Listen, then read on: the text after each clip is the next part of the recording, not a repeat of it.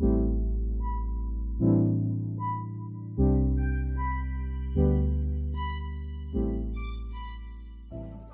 I'm Orlando Jones, and I just want you to know that the Moana Nui podcast will be starting soon. Stay tuned, yo. I'm Veronica Taylor, and from myself and Ash Ketchum, I just want to say, Moana Nui, I choose you!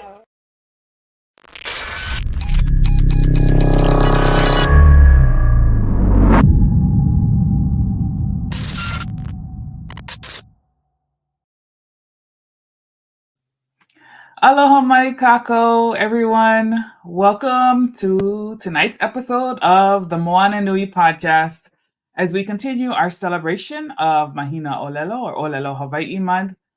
Tonight we are going to discuss the Hawaiian word ʻOhana. And a lot of people might be familiar with this one. ʻOhana means family, and one of my favorite Disney movies is I would say credited with bringing this word to a broader stage with Lilo and Stitch. Everybody probably knows that the phrase Ohana means family, and family means no one gets left behind.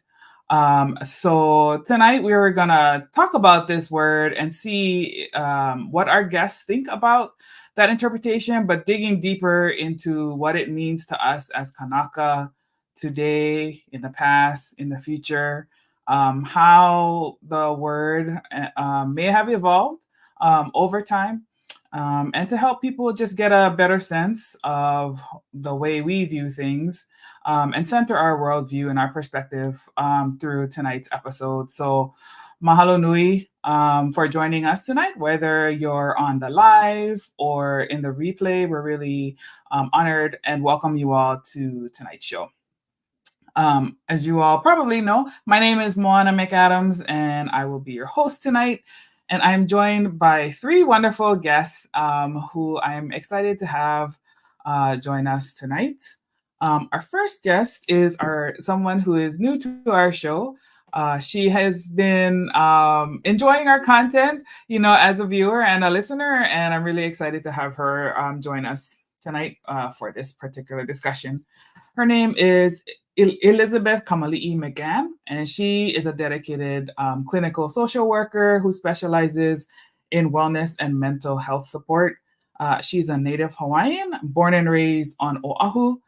She now lives in the diaspora with her husband and her 2 sons and 2 daughters living in Michigan since the late 1990s. She is a graduate of Kamehameha School's Kapalama, and she, along with Chantel Taylor-Schmidt and Erica Escondido, actively engaged and launched their nonprofit, Polynesian Indigenous Knowledge Organization of Michigan, or PIKO, in 2022. And with that organization, they seek to engage, encourage, and equip our lahui to perpetuate Hawaiian culture. So wanna welcome Elizabeth to the show. Aloha. Aloha, thank you for having me, Moana. Of course, we're excited.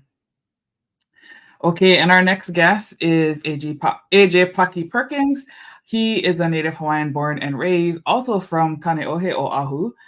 He, along with his 3 children, are award-winning children's book authors. Excited to see their books. I've seen them in different, seeing that.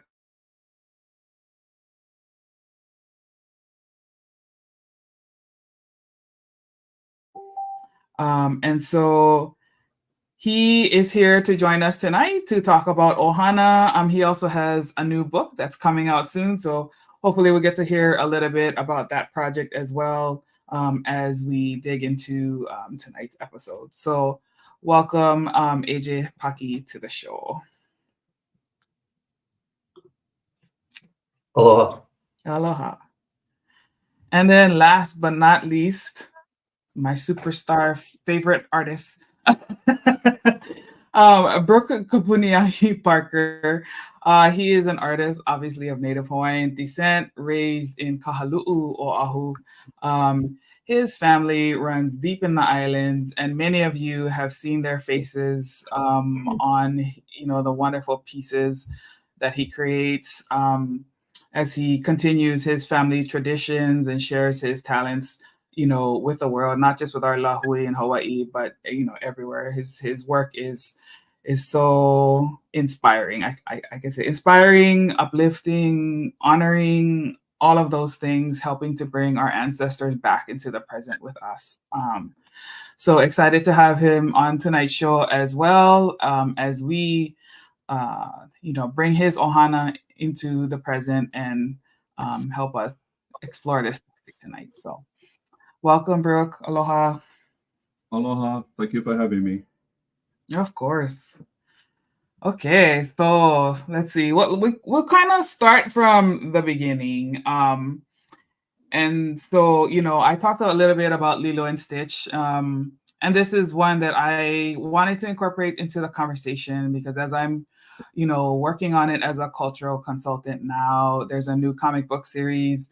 And one of the things that I'm trying to do is incorporate, some of our Hawaiian thematics and concepts into the series, but in a way that raises curiosity, just like the word Ohana did, in helping people to understand not just the literal definition, but a deeper sense of what it means to us as Kanaka. So with that said, what does Ohana mean to each of you? And I'm gonna start with Paki. So this is a little challenging for me when I speak in public about it. I've talked at BYU the first time when I talked about Ohana, because me and my children, we talk about mahalo hana, mahalo, aloha, ohana, the three greatest Hawaiian words and greatest Hawaiian values. And when we talk about Ohana, I was talking about my Ohana to break apart the word and use that as a way to get deeper into the kauna of the word. And when I did that with Ohana, we see words like o, oha, ha, hana. And the thing that I got hung up on was this idea of hana, meaning work, because we talked about, you as your Ohana, you guys work together for life to continue to, bring together this beautiful thing, right? So it was that's how it was for me, right? Just the traditional. This is our Ohana, this is our family. But then later in life, I learned from my ancestors that hana does not mean work. Ha, breath, life. N was for Noah, which means unbridled.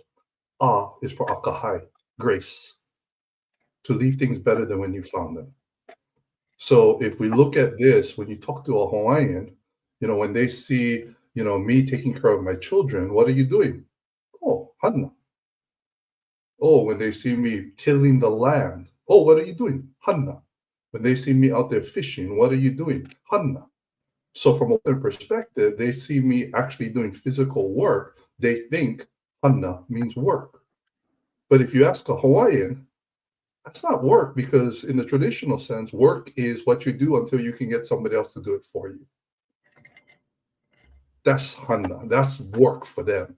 But for us, hana, I don't need somebody else to take over my job as a father, my job as a caretaker of the aina, of the vai, of the kai. So when we look at that sense, the O in front of hana means eternal. Not all O's mean eternal, but in that particular sense, on Oahu, that also means eternal, right? So when we look at the fact that hana means this unbridled, unleashing of grace forever, that to me is what Ohana means. My family is family, but it's something that I will continue to do. So it's a little controversial because it's not the normal thing. But 250 years ago, we knew what Ohana was. We knew what hana was. We didn't need Westerners or outsiders to look at us and tell us what Ohana was or what hana was. When they said, "Oh, you caring for your baby, you hana," well, yeah, whatever. I don't need to know. I know what I'm doing. Somebody doesn't need to tell me. But 250 years later, our children think hana means work. and it's just different. So I'm sorry for taking it down, a different rabbit hole. But at the end of the day, if we're trying to teach our keiki, the proper understanding of who we are and why we do what we do, that's why Ohana is so important to us. It's not just family. Family means to get, together and don't forget that. No. That's beautiful. But that's not who we were, our people were. So, kalamai. No, and no need to apologize. Mahalo for sharing that, Mana'o, because I definitely just learned something right there. I didn't know that either. So please don't don't apologize for things that don't align to, like what is now common understanding. That's the whole point of having this conversation, to kind of dig deeper. So mahalo. I want to go to Brook because I see him. I know he wants to speak and add on to. I'm taking notes. I'm taking notes on what he said. Right? Awesome. Me too. Yeah. Oh yeah. Yeah. So anyway, just want to preface it with these two statements. You've probably heard it before. No other success can compensate for failure in the home. And also, the most important hana you will ever do will be within the walls of your own home. So you want to talk about family, it starts in the home. Okay. And having said that, with us as Hawaiians, especially the ancient Hawaiians, family history, or genealogy, religion, and history are like triplets. They're so interconnected that one couldn't exist without the other two. It was the social glue that held a society together for thousands of years. To modern Hawaiians like us, these ancestral ties still remain as valuable links and are innately treasured by us. We are what our ancestors were. The eyes, the hair, the height, as well as many other physical features are recognizable in many families. The laugh, the temper, the talents, the high blood pressure, the heart disease, etc., as well as other emotional and mental characteristics are also readily recognizable in certain families. It appears that these traits are genetically perpetuated from generation to generation, because so many of these physical, mental, emotional, and even spiritual characteristics are transported down through the corridors of time. When identified correctly, it affixes to each Hawaiian and to each Hawaiian family a unique genetic print. A navigator at sea who has lost his point of origin cannot possibly know where he is presently. Therefore, in conclusion, he has also lost his destination. Persons who do not know their ancestors and their past, likewise, cannot truly understand themselves in the present, and their future is unsure. Genealogical research is one of the most satisfying individual accomplishments a person can experience. To gaze upon a great-grandmother's face in an old photograph, or read a letter written by an ancestor, gives tangible dimension to any name found in your family records. Ancestors become real. Hearts are open, and eternal connections are made. They are no longer just a name among names on a piece of paper. Your own self-worth is increased as pride in their long ago accomplishments become part of your own right of inheritance by helping and inspiring you to accomplish your personal goals and dreams. Knowing who you are gives you a sense of place in time and in the cosmos. You are an extension of the many that came before you and a model to those that follow. You are important. You are somebody because you have family. This is the essence of being Hawaiian. Hawaiians have always known of this point of reference between themselves and their ancestors and their descendants. It is my sincere belief that every living Hawaiian today, if diligent in his own research, will be able to find that we are all related. This Ohana connection is what makes us what we are. And I hope that we can all kokua each other successfully and seeking our own family connections. Thank you for having me share that. Wow, that was so beautiful, and I just love the way you laid that out. It's interesting because I was just having a conversation with my mom the last time I was at home, and I've been digging deep into our mo'oku hauhau, and not a lot of people, take the interest of doing that, but I feel like, you said it yourself, like it's very important for the generations to understand that, because it does definitely boost your self-worth. It makes these people real.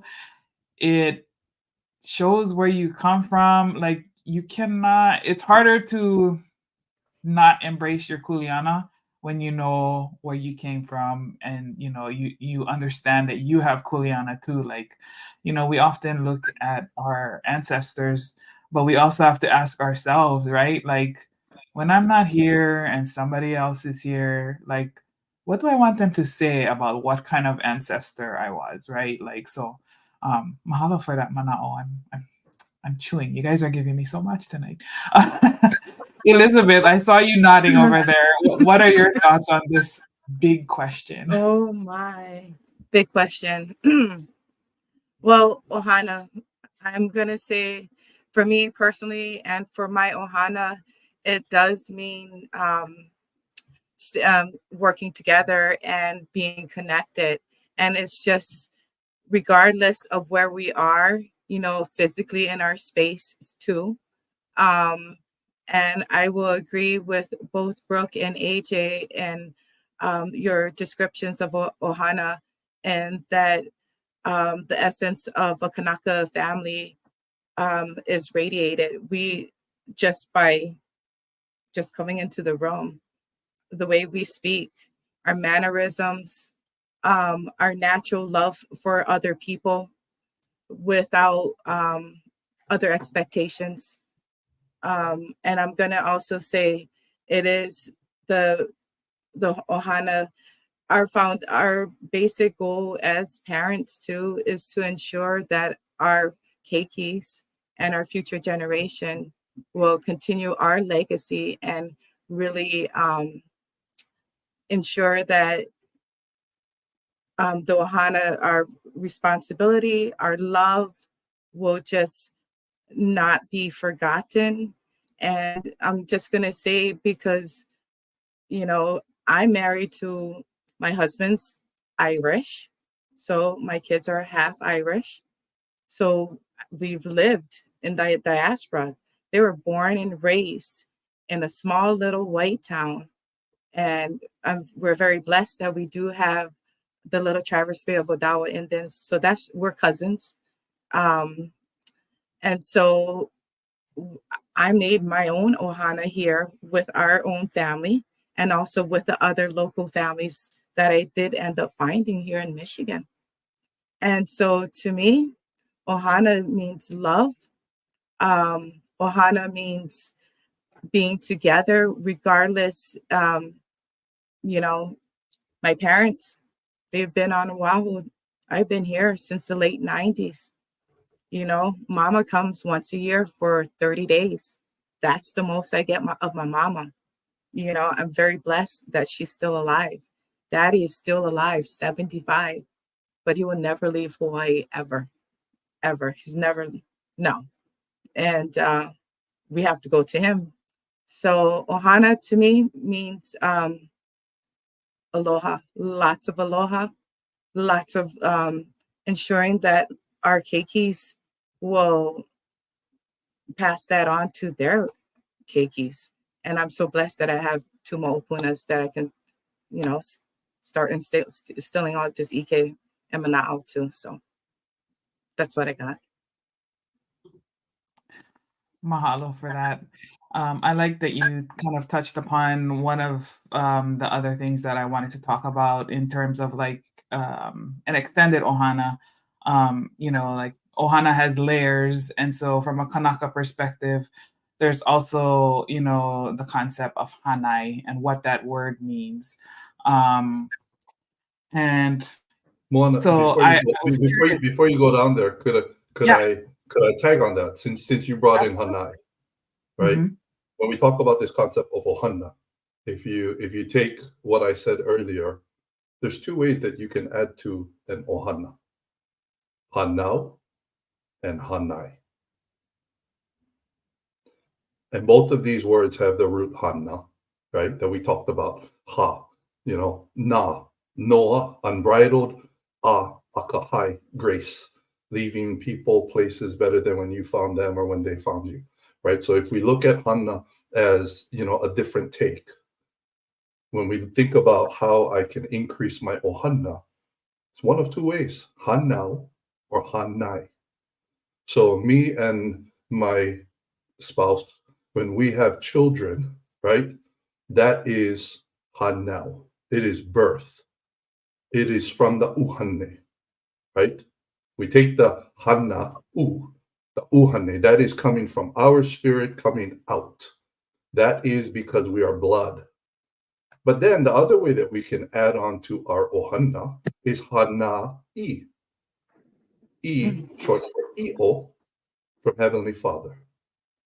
It is through that relationship that Heavenly Father has put in front of me. So you've got coming from my blood and coming from Heavenly Father, that relationship. These are the two ways that you can expand your ohana. That's it, plain and simple, right? So it's either through my blood or through the relationship that Heavenly Father has allowed me to be a part of. So I love breaking down the words. Like you're making so much sense right now. It's so simple, And but it's so funny deep. because like as a Hawaiian, that's kind of some of like our ancestors teach us, right? You got to, in order to get to the kauna, you know what I mean? You got to break down the word and go a little bit deeper. But some of the things that I found was I did break down the word, right? If I took ohana and I did exactly what I normally do, break it down, I get this kauna. The problem was hana did not mean what we think it means in this modern day. So if I try to break down that word, it's just wrong, right? So now when we start to think about ohana in the way that our ancestors knew it, and then we connect it to the things that we do know now, which is you said it, hanai, right? Why are we talking about hanai for? Like the native Hawaiians, in the Church of Jesus Christ of Latter-day Saints, where they seal people together, hanai allows you to be able to be sealed to your hanai family, right? When we look at all of these different things, like, I mean, we're talking now, we bringing religion into this in a way that truly is, because, as a Hawaiian, I was conflicted. I'll be the first one to say I was born and raised Catholic, right? So how is it that I believe in God, but then I'm Hawaiian and I believe in Pele? Until you realize that we believed in the same God. As Native Hawaiians, we had that same God. So, and I'm saying this just because when we talk about Ohana, because this goes all the way back to our Aumakua. Same scenario, right?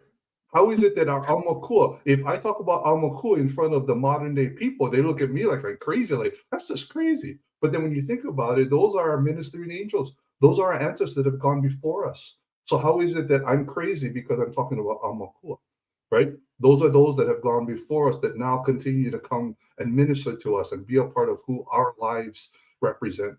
So I'm sorry to kind of take it too deep and off kilter, but as I'm divorced. I was divorced. You know what I mean? We had this beautiful Ohana with children, and then I got divorced, and then I got remarried, and I had stepchildren. And my Ohana keeps growing. My first wife was Hawaiian. My second wife, Haole, born and raised, went to church college in Hawaii. And then now, she may be white, but she's more Hawaiian than me. So does that change who we are because of my blood? No. It's because of our heart. It's because of who we are. It's because who we connect to. So, Hanau and Hanai is so important for us because there's some of us that our Hanai Ohana is as strong as our Hanau Ohana. You cannot touch them. those people belong to my Ohana. So I just want to share that. So Mahalo nui. Wow.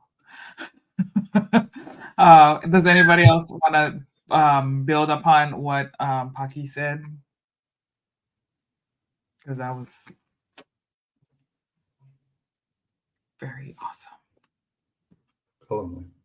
I guess I'll speak to that. Yeah. Thank you for bringing that up, Paki. And that's what it is. It is Hanai. That's what I ended up doing here. And I am blessed in the sense that both of my siblings did come and follow me. Actually, I have 3 siblings here. Yeah, and so that was a huge blessing because my nieces and nephew, I got to watch them being raised up here in the same town. So that was beautiful too. But we created our other families with the people here. And we're still very, very connected. That's my Hanai family. And like you said, I'm going to tell you, one of the things that stuck to me from my pastor is he would tell me, how did dancing hula honor Jesus Christ? That's what he would tell me. And I would say, what are you talking about, Pastor? He would ask me questions like that and make me think. And so, of course, then I would come to the conclusion, I am still honoring Jesus Christ, in a different way. It doesn't, and I'm going to also I realized that his perspective was a different perspective. It was just that he didn't understand the Hawaiian culture at all. So, but I'm very blessed to have him as my pastor for 20 years too. So, and he's still alive. That's all I got. We talk about, yes, we come from different backgrounds, different ancestors. There's diversity there, but in no way I mean to create separation. Yeah, we all have our different personalities, likes, dislikes, but at the same time, when we come together as one in unity, that's how we move together, not only as a family but as a nation. Yeah, you guys know, I don't even need to say this part, but I will. One of the biggest challenges, I don't want to call it a problem because problem is negative, but one of the biggest challenges we have as a Hawaiian people is agreeing to disagree. Sometimes they cannot move forward because too much hooky, and where there's contention, there's aloha will walk out the door. And so when we're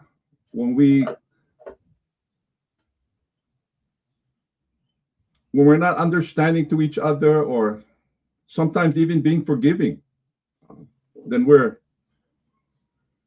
not going to get very far. When I talk to the children, I go and I speak different, and even adults, I ask them, any of you have sibling rivalry? Oh, a lot of hands go up. Our mom was up at St. Louis School for Boys. 80% of the room raised their hand. And I said, well, that's just natural growing up. But I said, eventually, you need to make amends and cut that off because of the fact that you're going to have generational division, and that's not good. I just finished a series of 48 chiefs. It's called my rivalry series. So I did paintings of Kalaunui Ohua and his 6 closest companions against Kukona and his sons. But eventually, as it continues down through the centuries when we don't. But we can learn lessons from the past, both positive, we can continue to emulate, and also learn from the negative. Some of that we leave behind. We learn from it, we leave behind. We try not to repeat it. Why do we need to repeat it? And I'm not in any way trying to be judgmental of my ancestors. They lived by a different set of rules. They'll be judged accordingly to whatever light and knowledge that they had. So will us. But when that knowledge comes, it becomes a stewardship now for you to continue to, I believe, I think I mentioned this before, that I'll have a stewardship report with my ancestors. And when I see them and meet them face to face, because I know I will, they're not here physically anymore. They never lived spiritually. Yeah. They're going to ask me, what did you do with my name? How did you perpetuate those things that I tried to do? And I don't want to be hiding behind a rock. I want to be able to give a good stewardship report, doing the best I can with it, whatever talents that I was blessed with. And even in my my discourse, when I use the word proud, I use it very sparingly, because sometimes people have a tendency to think that they had something to do with that. Now, I mean, it's okay to work hard, to really sacrifice and reach a goal. That's wonderful, but I like to interchange the word proud with thankful and grateful. It'll fit every single time. I'm thankful and grateful to be of Hawaiian ancestry, but also I'm thankful to be Chinese, Scottish, Portuguese. It's all important. It's all important. That way, you're always giving thanks to where credit's due, and that's from Akua for those things. Yeah. And a wonderful thing about that too, when adversity hits, and everybody has had adversity in their own lives, that's how we get stronger. We might not like it. We might not sign up for it. Sometimes it is self-inflicted. We don't get to choose the adversity, but we always get to choose how we react to it. Easier said than done, I know. But with knowledge of ancestors that did hard things too, you can do hard things. They did it. Why not you? And I know for a fact that they come and help. I know that. So thank you for letting me share that.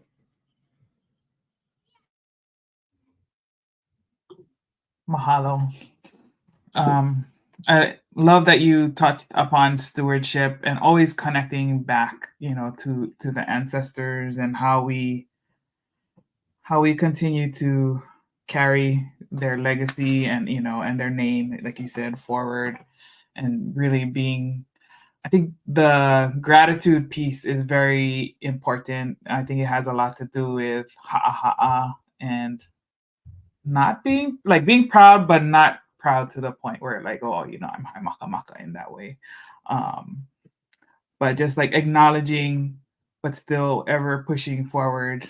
And, you talked about navigating difficult things. And that's, we all, like you said, we all deal with that, but that's usually when I feel like we need to call, remember our ancestors, call on them, to help, uplift us when we feeling a little like we can, but you can just remember like all the hard stuff that they did too.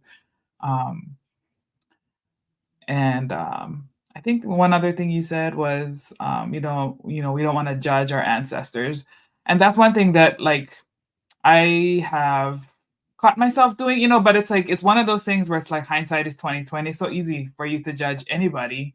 But you don't know what they were dealing with at the time, right? Like people are probably judging us right now of what we're saying right now, but like, you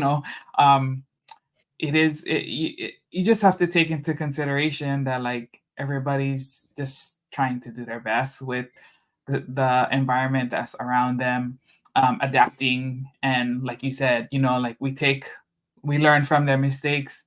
We learn from what they did well, and we try to pull the best out of those situations and move it forward. So I really love that. Someone in the comments said, "Mahalo nui loa, Brook. Your insight on stewardship resonates with her too." Awesome. It's funny. I choose to paint what I paint. I feel them close by when I do paint. Mm-hmm. I was on the mainland last year, walking in a mall. All my kids live in Utah right now. They're going to school. They're finishing up. So somebody came up to me and said, "Hey, you that famous Hawaiian painter, huh?" And without a beat, I just kept on walking. I said, "No, bro, it's not me. You have me mistaken." He goes, "Bro, I just saw your video." I said, you know what, bro?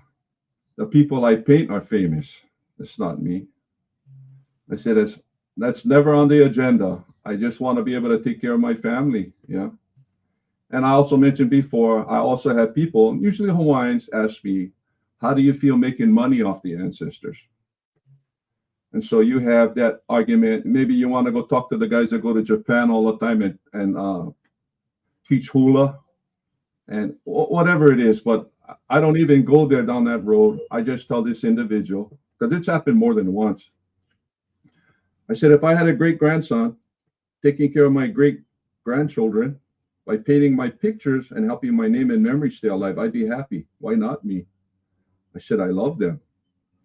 And I know they love me too. How do you take care of your family? Turn it around. Right back to that guy. I said, I never went to art school. I started painting late in my life, 2009. But I found a passion in helping them live in our memories and duplicating those things. You talked about the Disney movie Moana. One of my other favorites is Coco, the little Mexican boy. What happens to that old man that nobody remembered him? Remember? He just kind of faded away. When I saw that, I said, man, who wrote this? Who wrote this script? It's not for kids. This is a universal thing. And that's what happens sometimes, you know, when we're so preoccupied in what we got to do every day. But, you know, pause and remember, because if it wasn't for that union back there, we wouldn't be around today. So we have some sort of obligation and stewardship to continue that. Anyway, thank you for letting me share that. Mahalo. Elizabeth, were you wanting to add on to that? Okay. Yeah. Yeah, I think it's funny that you mentioned the old man and you know, like what happens with the stories when we don't tell them. That's why I like to always call like people to tell their stories, because if we don't talk about our ancestors, if we don't talk about our kupuna, who's even gonna know that they existed, right? And to me, it's part of our kuleana to honor them, to keep their stories alive, to inspire, you know, those around us, and to remind us. Paki, you want to add? No, Okay. that was awesome. Sorry, I thought I saw you wanting to jump in. But yeah, no. So that's beautiful too. Let's see. So, you know, part of what we want to do with the podcast, you know, we're sponsored by Papa Ola Lōkahi. So I kind of wanted to incorporate like the mental health aspect of this. And some people would be like, well, how does this relate to mental health? And Elizabeth, I want to go to you first, because that's kind of like your area of expertise. If somebody was to ask you, how does Ohana relate to mental health? How would you approach that question?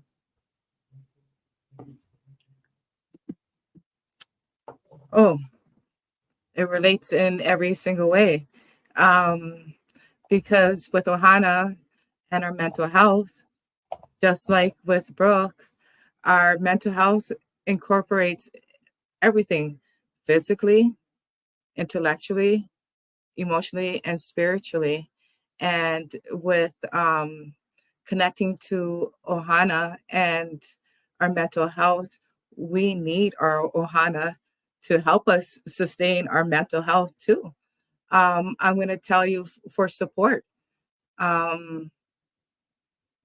connection, helping each other out. Classic example, I have a sister that I am caring for right now who has mental illness that lives with me and with my husband and I, and that's my kuleana at this time.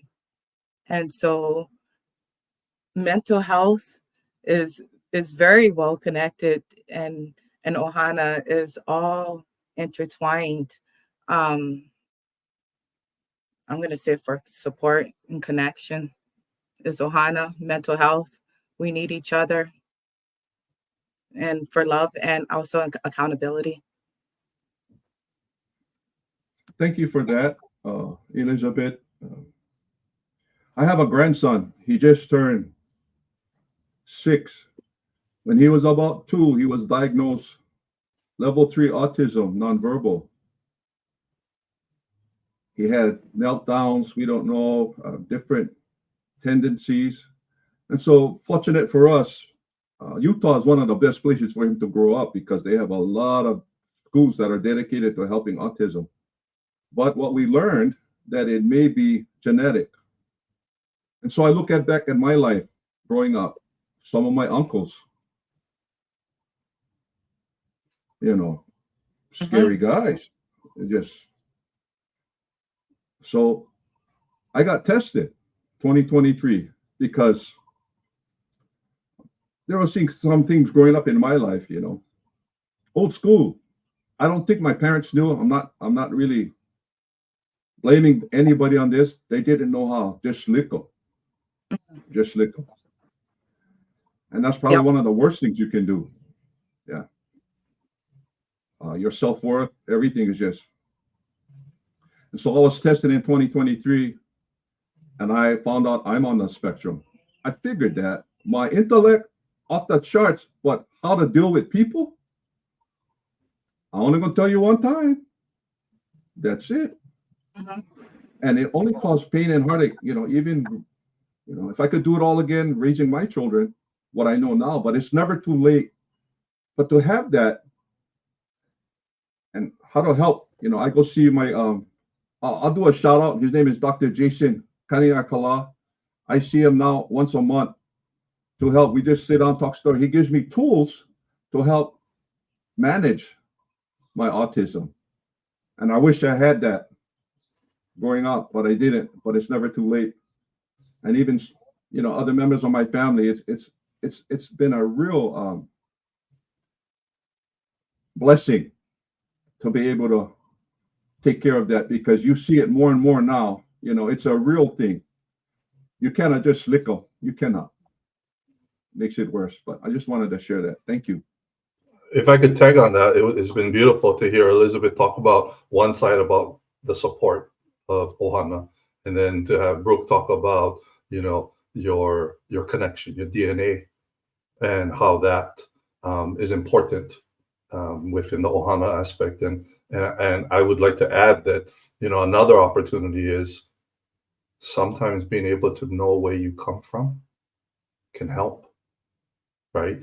To know that connection is there, to know that you are a descendant of royalty, that you are a descendant of power, and I say that, I think many of us, especially if you grew up in Hawaii, to Brook's point, you just give them lickings, it's that simple, right? If your kids naughty, then it's probably because they're not giving enough lickings,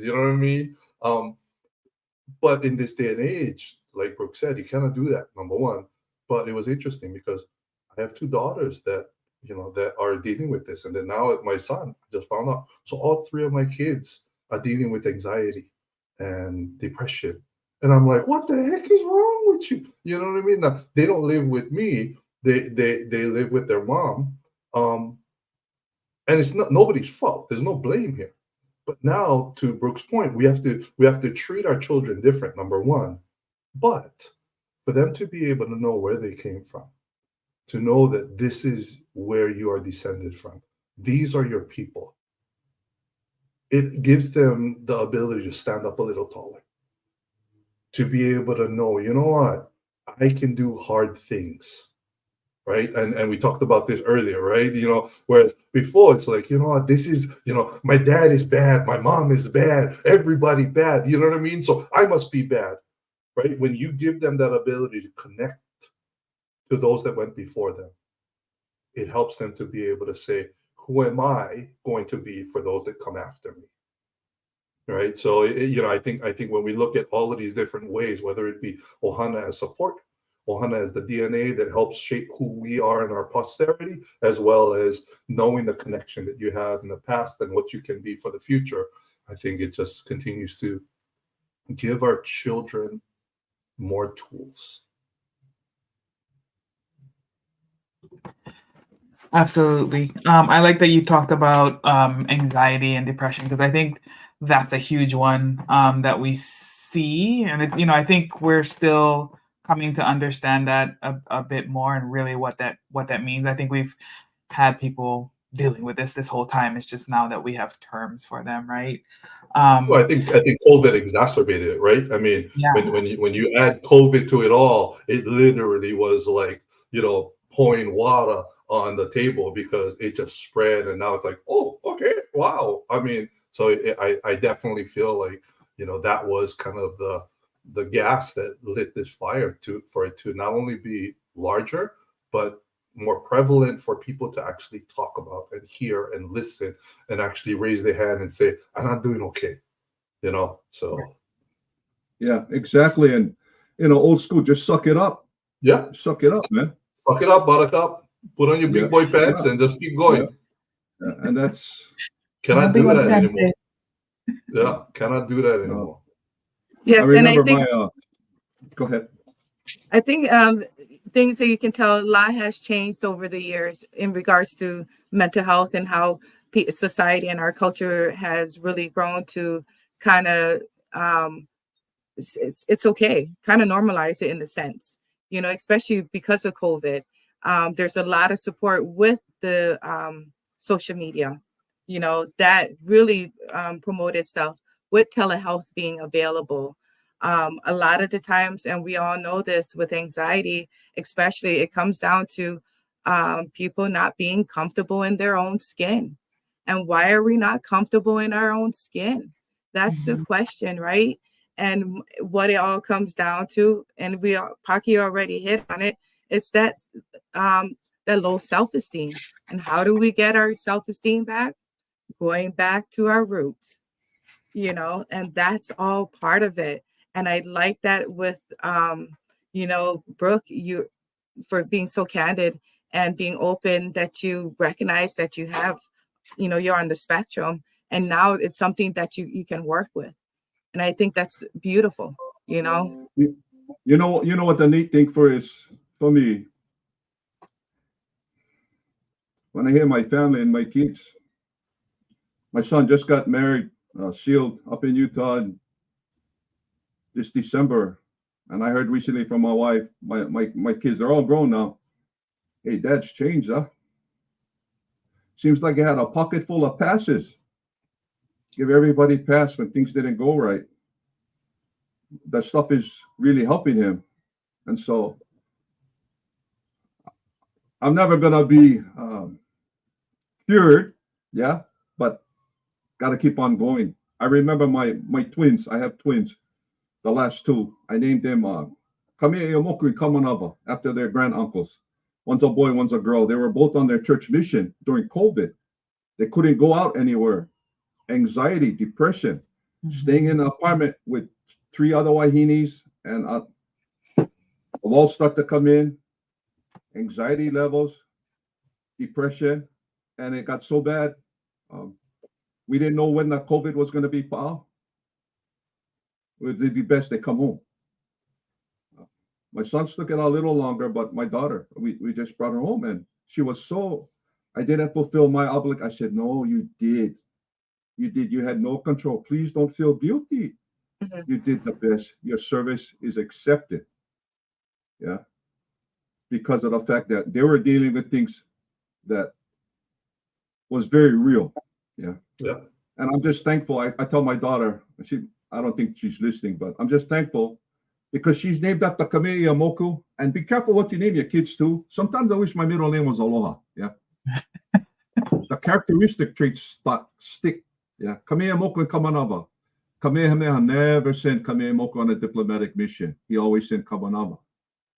That wasn't Kame'emoku's talent. His talent was hit first, ask questions later. You always need guys like that. Yeah. So I just told my daughter, because she's Kame'emoku, I'm just happy she never threw anybody out the window. Yeah. For sure. And I'm thankful they lived on the first floor. So, but anyway. It's so true. You need both. You need the diplomat and you need the skull crusher. It's that balance. Got to get that balance in. Sometimes words just don't work. That's right. You need the ku and the hina. That's right. Yeah. Cool and the hina. 100%. And if you're lucky, you get them in one person, but that's you don't always get that. And I'm going to address one more thing in regards to mental health is substance use. That is a big issue that is related. It is mental health issue, is substance use disorder. And especially our Kanakas. I grew up with parents who were crystal methamphetamine addicts. You know, my siblings, I've experimented, you know, trauma, intergenerational trauma. So honestly, growing up, I'm going to just be frank, growing up by learning by fear, I made that conscious choice to change that and teach my kids by love, you know, and it's all about changing our stories, right? I cannot blame my parents at all. They did what they knew best. And so I'm going to say with substance use disorder, that's something in our Native communities really needs to be addressed. And it's all that I'm going to say is due to the intergenerational trauma.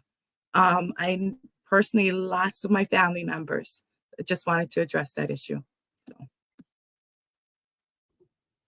Yeah, I think that's an issue that's prevalent in not just the Native Hawaiian community, but I've heard it being talked about in Pacific Islander communities as well, and it's something that I feel like we need to talk about more, kind of normalize those conversations too, and try to, I think everybody probably has somebody in their family who has struggled with substance abuse for a variety of reasons. Like I talk about my father a lot, and I usually talk about him in a positive light because he was such a powerful force in my life. But he was one who struggled with substance abuse, and for him, it was compounded by his service in the Vietnam War, all of those horrors that he brought home, and some things that I never realized until after he had hala and he passed on. And it was friends who old uncles, who's like, oh yeah, they start telling you the stories, and I'm like, wow, how come I never knew all of these things? But those things can be tough things to talk about, right? Because it requires vulnerability and trust in the people that you're sharing that with, that they're not gonna judge you, right? Like, so hopefully, Elizabeth, we can maybe have an episode that you can join again, and we can kind of talk through some of those things and start to open up those conversations, and create the pu'uhonua safe spaces for us to, talk about it openly, and some ways we can help each other and our ohana, whether it's, our own ohana or extended ohana, help to navigate some of those, maybe figure out things that have worked and, things that maybe didn't work so much, but just really just, opening up that space. So mahalo for that. Okay, so it looks like we've got about 8 minutes left. Let's see. I think we have time for one more question. Let's see. So maybe when we talk about trauma, different things, we become empathetic to others that may be struggling through those same things. But if I can do it, you can do it too. This is what worked for me. Let me try help you. Instead of, there's a difference, I believe, between being sympathetic and empathetic. Sympathetic, puting. Yeah. Empathetic, I know, I know you're going through a difficult thing. I went through something simpler, but I'm not trying to compare, but this is how I handled it. Maybe you can try this way too, or just give them that love and give them the time they need. Just be their friend. That's all, So just wanted to add that. Yeah, wonderful. But I think so, kind of going off of what you just said, like what can what lessons or values, can people outside of Hawaiian culture, so from a universal perspective, like what are some lessons that people can learn from Ohana and how we view it? What can people maybe take away from the things that we embrace and honor so much in our culture? Paki. Well, you heard me say it really quickly. You heard me say this before. I think that's why people fall in love with Hawaii. Yeah. Yeah. They're buying land, people with deep pockets. Yeah. Bahamas get nice beaches too. There's beautiful places all over the world. But what makes Hawaii special? I believe because we love and revere our ancestors, and they feel that when they come. It reminds me of their kind. They're not here physically. They never live spiritually. That's the aloha that they feel. It's different. It's supposed to be. Right now, I mean, you read the news headlines at home where I'm at now. Not very good. People are not living aloha. Yeah. But anyway, I feel that's what makes one of the special things that makes Hawaii special is because of that.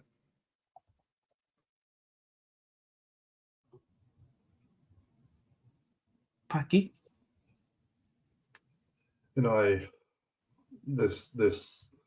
I taught my children the three most important words in Hawaii: mahalo, aloha, ohana, because they rooted us into who we are. This idea of ohana, it's this unifying effort, right? If we start to look at the things that we talked about earlier, as far as hanai and hanao, and we're all connected, and we're all brothers and sisters.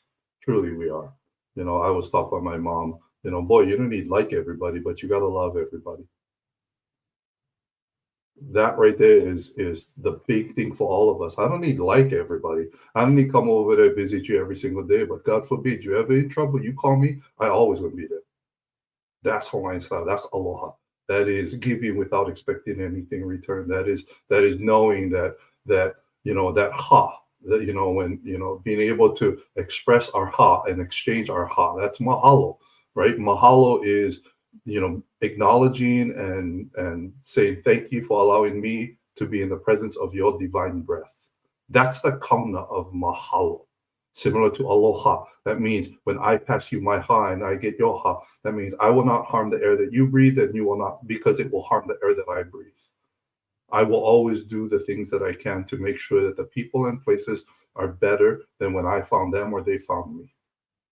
So when we look at us as a Hawaii people, right? They say, "Oh, you guys are in the middle of the ocean, so you guys are separate." No, that's not true. The ocean does not separate us. It's the vai that actually connects all of us. So shame on anybody for thinking that we're in the middle of the Pacific Ocean. It's the water, it's the vai that gives us land. That is us. Ha, the breath, the life. Vai, the water that flows in us, within us, and everything around us. And that I, that is the spirit that comes above us. That is Hawaii. That is who we are. That is who we should embrace everybody else to be. So, the water does not separate us. It connects us. We are Ohana, every single person on this planet, past, present, and future.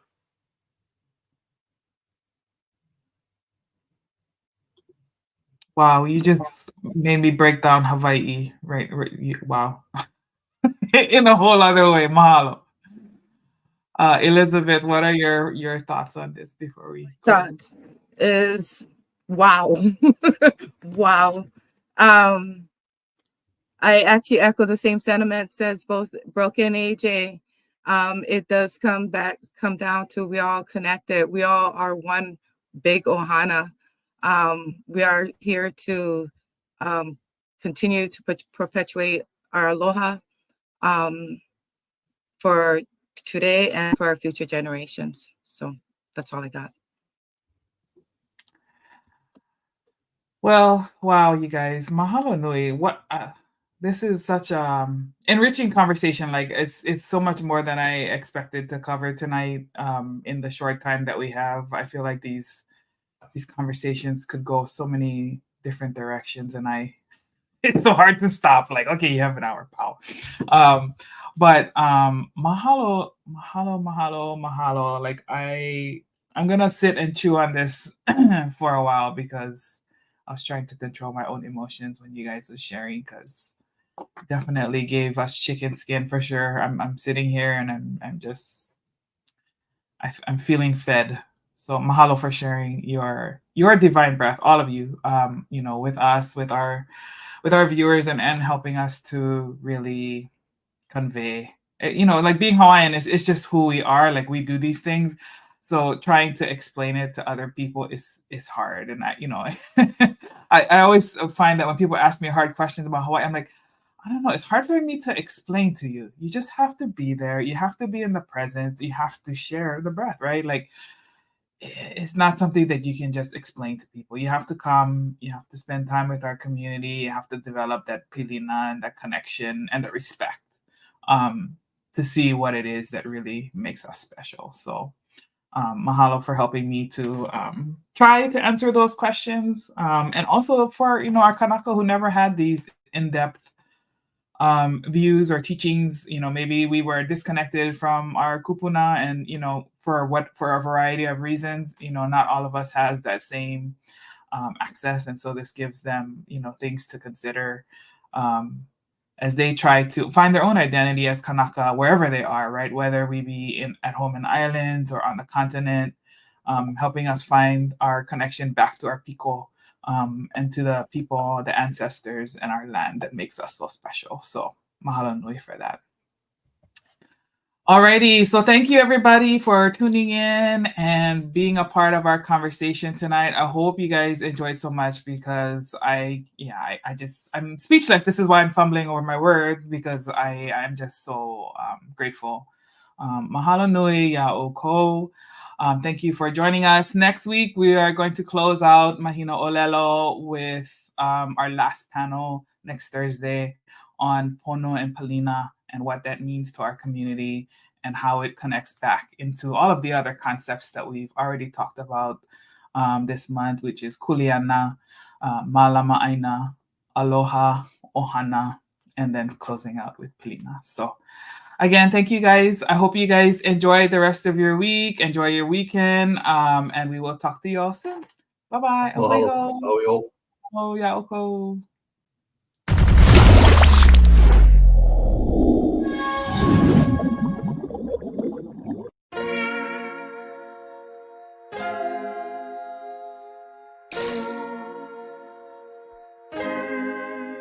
So many stories left to tell, even if we have to ourselves. Can't keep history on the shelf. If we won't tell it, we will. If this the land of the free, it was a freedom then. When they annexed Hawaii and called it cedar lands, without any type of payment and no signing off. Called themselves the Republic in 1894. 1.2 million acres overtaken from the native Hawaiians. When they resisted, the West retaliated in violence and erasure. The Hawaiian language is banned as part of colonialism's plan to expand, yeah. Stuck between a rock and a hard place. Multiple bombings of Kaho'olawe. As a part of their ongoing war with Asia, used it as a place for target practice. No consent or compensation. Colonizers call for annexation.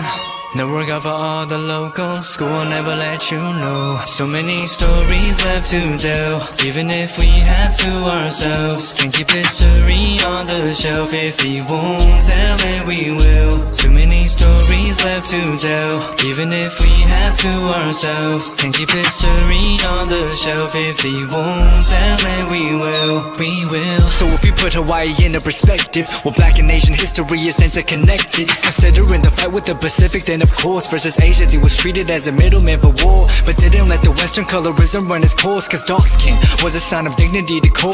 The land was taken in the name of capitalism, when prior to it was an actual kingdom. Clap back at the system. Stuck between a rock and a hard place. Multiple bombings of Kaho'olawe. As a part of their ongoing war with Asia, used it as a place for target practice. No consent or compensation. Colonizers call for annexation. The work of all the locals. School will never let you know. So many stories left to tell, even if we have to ourselves. Can't keep history on the shelf. If we won't tell it, we will. Too many stories left to tell, even if we have to ourselves. Can't keep history on the shelf. If we won't tell it, we will. So many stories left to tell, even if we have to ourselves. Can't keep history on the shelf. If we won't tell, then we will. Too many stories left to tell, even if we have to ourselves. Can't keep history on the shelf. If we won't tell, then we will.